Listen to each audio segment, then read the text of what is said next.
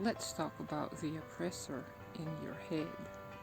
So, for many years, I felt like there were two versions of me. One was like a little child who was creative and wanted to do good for others, and the other one was an evil woman who was oppressing the child. Every day she would tell the child terrible things, degrading things. She would tell the child how it's worthless, how it does nothing to improve one's life. And I used to think that this oppressive part of me was my own true being, and that I was this evil, cruel person. But as I kept learning about the world and myself, I realized that I wasn't the oppressive one. I was indeed the child, the one oppressed, and that ultimately my goal was to help others, including myself. And this evil part of me was not my own voice. It was the voice of trauma. It was the voice that emerged to protect my childhood psyche when I was experiencing abuse and neglect as a baby and a toddler. This violent part of me was necessary at the time it emerged, because I had no other means of protecting myself, so I had to assume I was the one guilty of my misfortune. And I started looking at the world through this lens of violence. I thought that the world was a cruel place. I thought that we humans have to fight, and this is the only mode of survival. Eat or be eaten. But as I kept learning more about the world and myself, it has come to my attention that indeed this traumatized, violent part of me was no longer necessary. In fact, it was hurting me now. And obviously, my initial reaction was to try and silence the violent part of me, try and pretend it doesn't exist. But it didn't work. All it did was made me suppress or repress my true emotions, my sense of grief, my sense of loss. All of these have been buried deep in my subconscious mind. And as I kept trying to help myself, to dig myself out of this terrible pit of despair, where I had to confront myself every day in this dichotomy of a child and an evil woman, I finally have started developing consciousness, and I started realizing that yes, both of these are a part of me, and I cannot silence one. I have to understand the violent one. I have to accept her and forgive her and help her to change. I have to show her that violence is not the answer. I have to teach her that there are other means of helping oneself. And so the process began. And it is a very painfully slow process.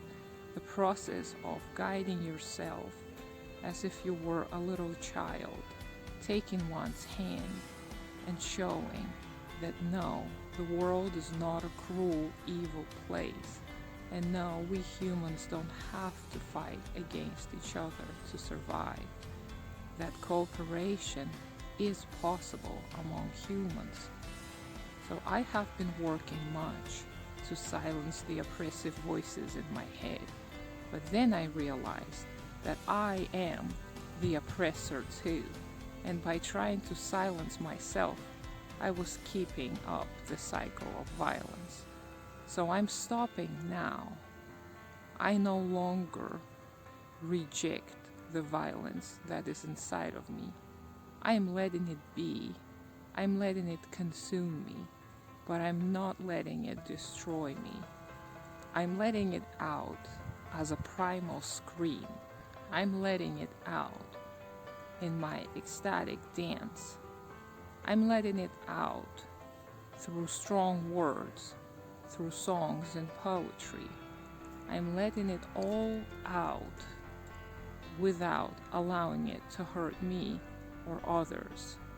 And as I keep engaging in the process of letting the violent side of me be, the less violence I feel left inside of me, the less oppression I feel inside of me. And more often, I feel liberated from the oppressor in my mind. But the process never ends. You will keep seeing the remnants of the oppressive mind in your daily life. Sometimes it's just a reaction, the way you react to others, the way your initial thoughts might be the ones of anger, disappointment, frustration, impatience. But if you allow these thoughts to be, without having them guide your decisions, they're not harmful if they just float through your mind. Thoughts cannot hurt anyone. They can hurt you, but if you fight against them, they will hurt you worse. So let them be. Let them flow. Let them flow as tears of grief and loss and trauma and pain and suffering. And you will notice as you grieve more and more, grief becomes less somehow. It doesn't disappear.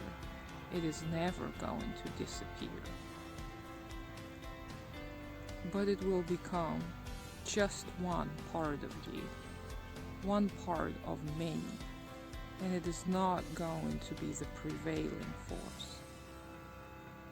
If you allow your states of being to run through you as if you were an empty vessel, you will see that you may experience fewer impulses. You may notice that you are slowly becoming more patient. And this is a very slow process. And people like me who like to get things done as quickly as possible, sometimes the process is so slow, I just want to scream. And I do. I allow myself to scream.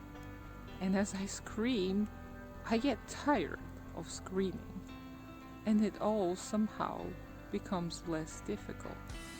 But it's never going to be easy. Silencing the oppressor in your mind is not the answer. Letting the oppressor wither completely is the answer.